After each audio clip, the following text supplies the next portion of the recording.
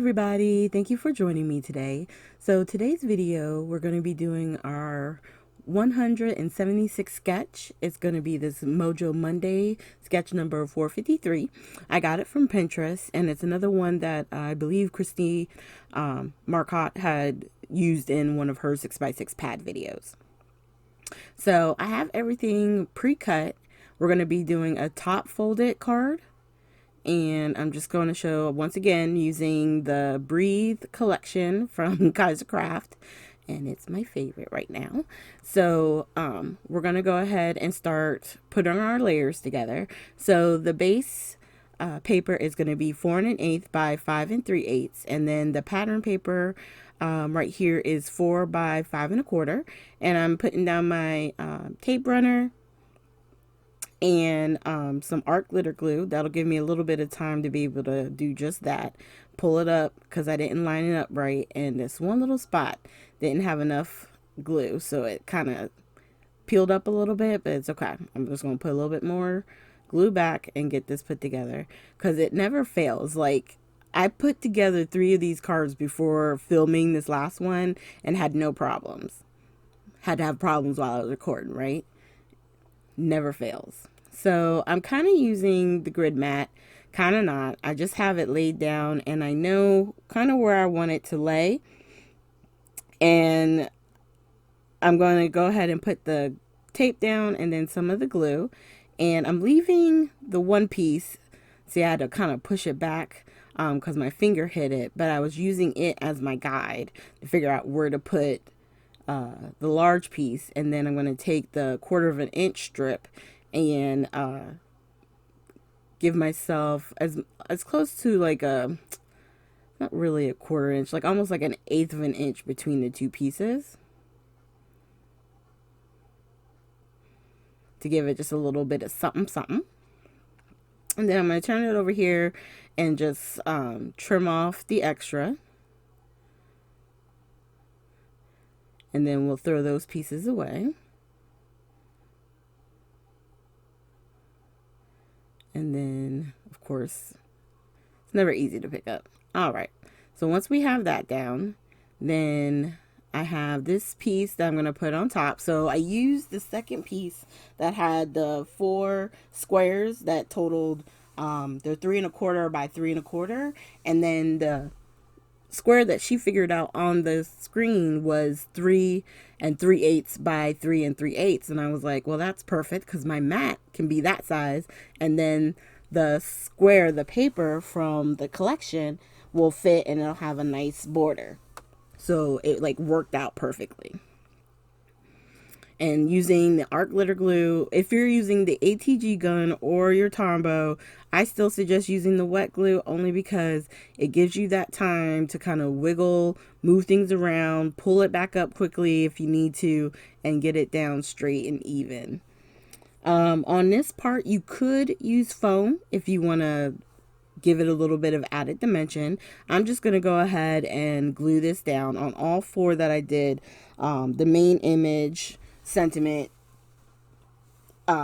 is all glued down, and then I'm using the foam on the banner piece that's at the bottom. Now initially I had a plan for the pattern papers, down on the bottom, just like that. I'm going to trim it down to be the 1 inch by 3 3/8, but I'm going to attach everything first.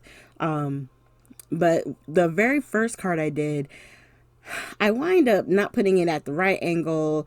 Nothing was going right. So I flipped it and I even did the banners different. And I'll show you that when I show you the other cards. But right now I'm just wanting to attach what we've put together so far. So then when I add my final piece, everything is attached and ready to go. And then press it back down. All right, so we're going to trim it. I'm going to grab my trimmer here and cut it to the 1 inch. And then the 3 1/8, I think it is. And then we're going to make this into a banner.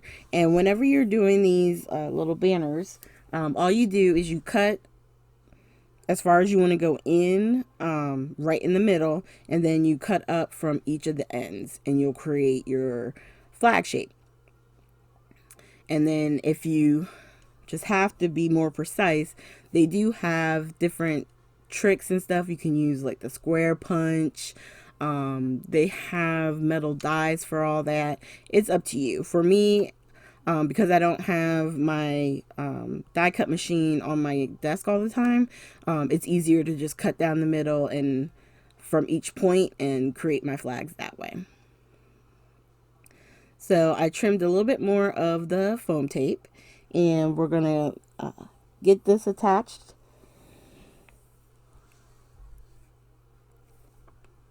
And then get the backing off so we can get that all put down on our card front.